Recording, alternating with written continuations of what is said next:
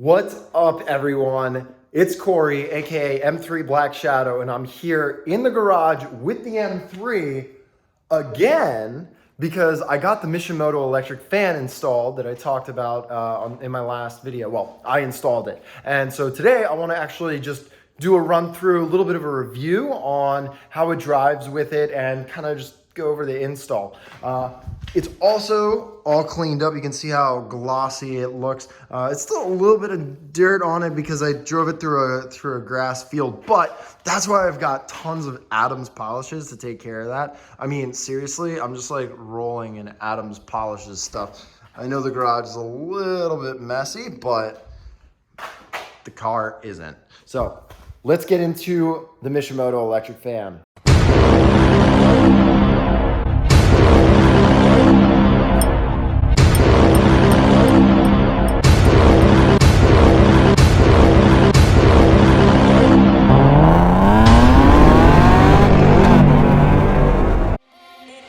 Here's where the magic happens.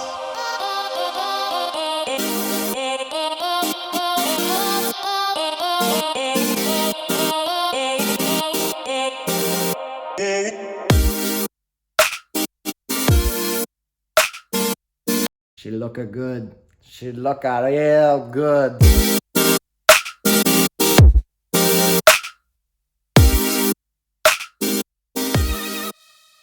All right, so let's get into it. So I installed a few things. I have the silicone Mishimoto radiator hoses. There's two of them, one here, one down there, as well as the NPT adapter, the temperature sensor. Got the electric fan here. And then we also have the fan controller. So let's go over just what the install entailed, because honestly, some parts were really easy and some parts were a bit challenging. So the easy part of the install was actually installing the fan. Installing the fan was seriously the easiest part. So all you got to do, I have a Group M intake. I know several of you have asked about it. It's held in. We've got two screws here. Boom, boom. You take those out. And then there are two screws. There's one screw on either side here. You can take this off and then it removes this entire part. But in my case, I think I actually disconnected the elbow, and I took this whole system out just so I could get it out of the way. Also, you gotta jack the car up and take the plastic panels off from underneath it, because in order to replace the fan and the hoses, you have to drain the coolant to some degree. So what you do is, it's not actually that crazy. First, what you do is you have to take the fan shroud off. So tell you what, why don't I show you real quick? So fan shroud, boop, fan shroud, okay. And then fan clutch. Look at this thing. Oh, it weighs like 150 pounds. It's so heavy. And then got this, this is part of the fan shroud, so it went something like this on either side. So there's this one, and then there's this one. So all that had to come out. But a few moments later, in order to get all of that out, you have to remove this hose, because the right side of the fan shroud, there's like a cutout and it goes right through it. So you have to remove this hose first. Before you can remove the hose,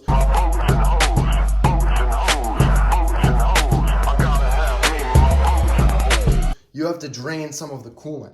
So the first thing that I did was I jacked the car up. I removed the panels from underneath the car.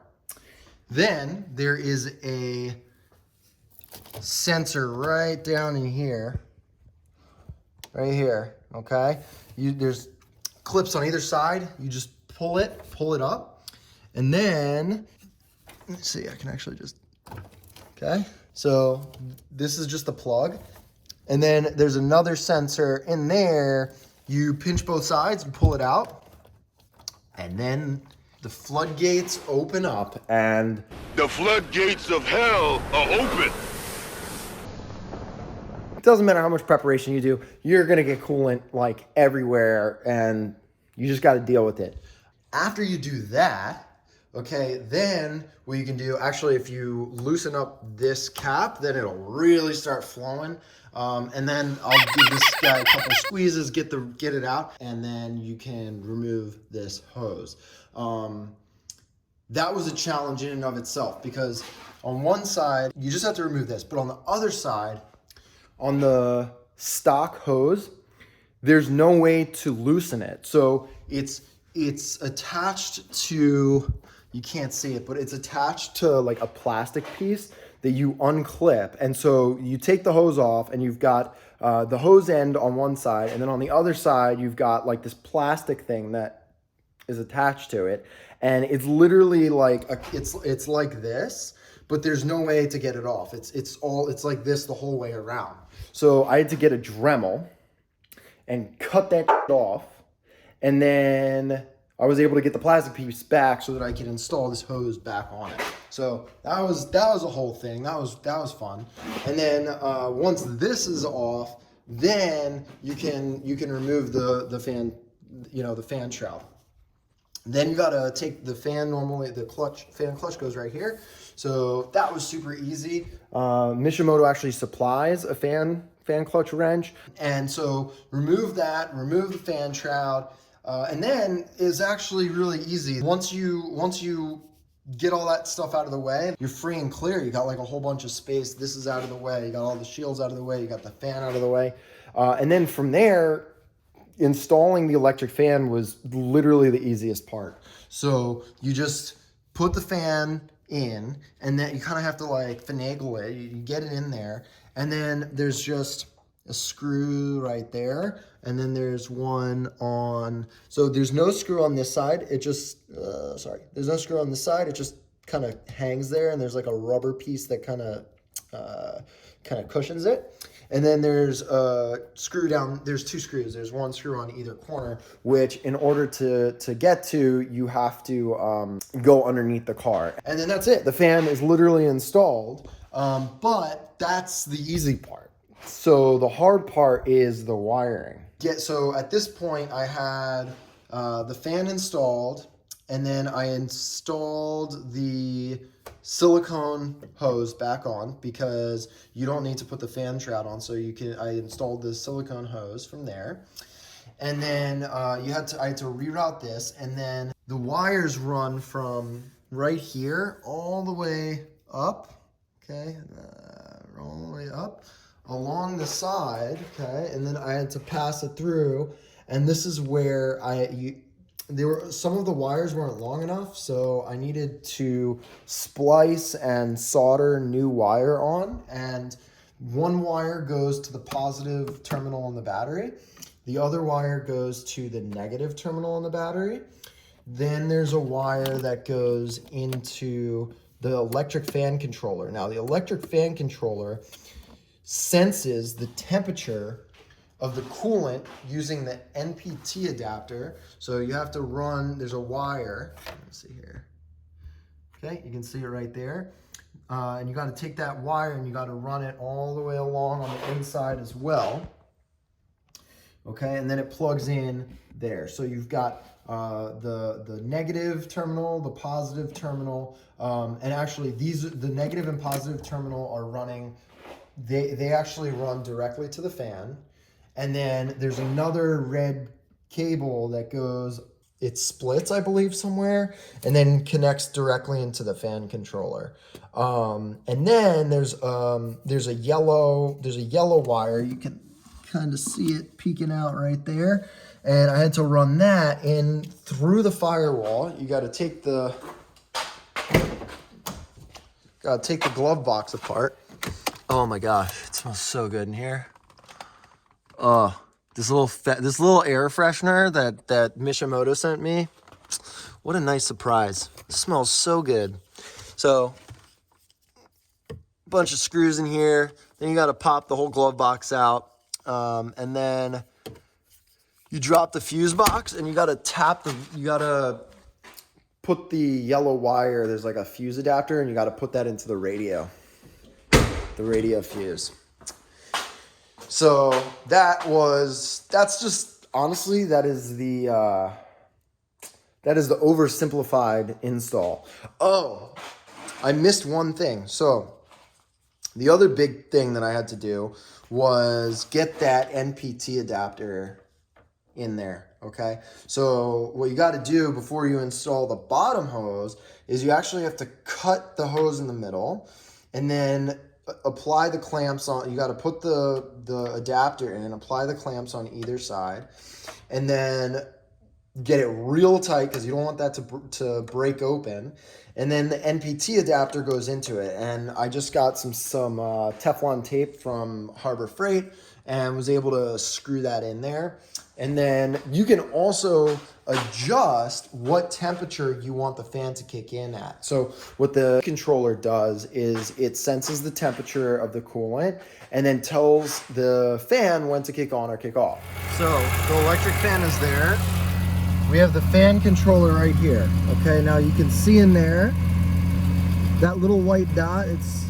Might not be focusing that well, but that is the adjuster, the temperature adjuster. So if I adjust this right now, okay, if I adjust this, you hear that? The fan kicks on. Now it's off. Now it's off.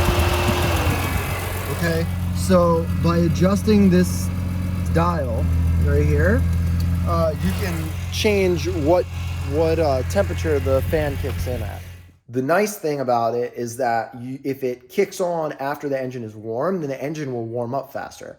So that's just like one of the benefits of having an electric fan that you don't get with the fan clutch, which just spins with the engine. Yeah, so that's an overview of the install. Overall, pretty straightforward. I think if I did it again, it wouldn't take me as long as it took me, but it probably took me like 5 hours. The vast majority of the time, I was fiddling with wires, trying to figure out like how to run it the most effective way and get it looking clean. I mean, it looks really messy, but actually it's not as bad. This is for the battery tender. So this is just like an extra wire in there, but I tried, and then I also have the angel eyes thing going on in here too. So I tried to clean it up as best as I could. That's what took me the longest, was trying to figure out the cleanest way of running the wires. So that's the overview. Let's talk about the experience driving with the electric fan.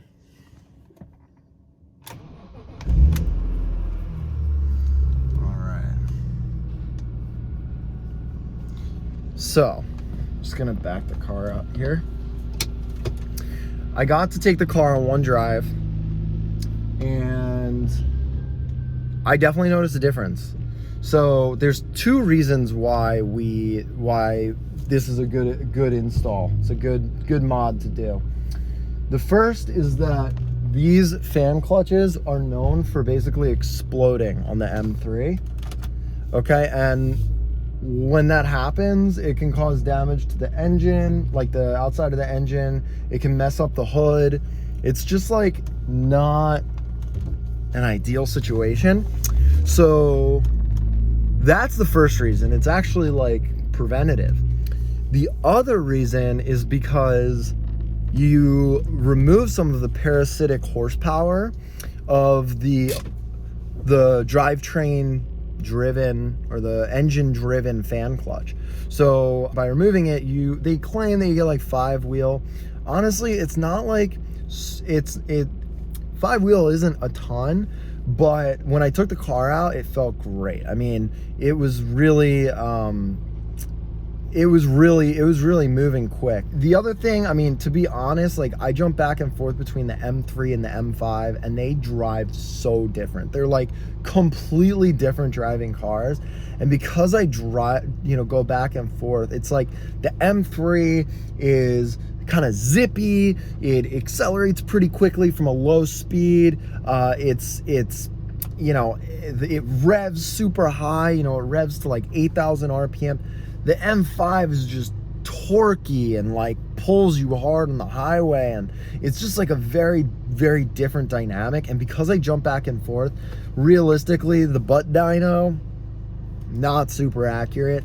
Some point I'll go to TTFS, tuning by Frank Smith, and I'll get I'll get another dyno tune, and I'll see what she's running. But overall, it's been a great experience. The fans kicking in, and the engine staying cool, and the whole system works really, really great. So overall, really happy. Highly recommend it. And like, come on, it's only like a couple $100. Like, if your fan clutch explodes, like, you're in like the hood alone and paint, like, because a lot of times when the fan clutch goes, it'll destroy your hood. Like, you know, and that's like it could be $1,000 to like get a new hood, repaint it, and then like you got to deal with mismatched paint. Like, why? You can literally avoid the problem for $200, $200, $300. Maybe it's $300 if you do it yourself. Yeah, like if you have to pay someone to do it, it's going to be a little bit more, but it's still, even with the install, like, it's still worth, if you have to pay someone to install it, it's still worth doing it. So those are my thoughts. Make sure that you hit the subscribe button. I'm super appreciative of you following me and on Instagram and now on YouTube as I build this channel. And till next time.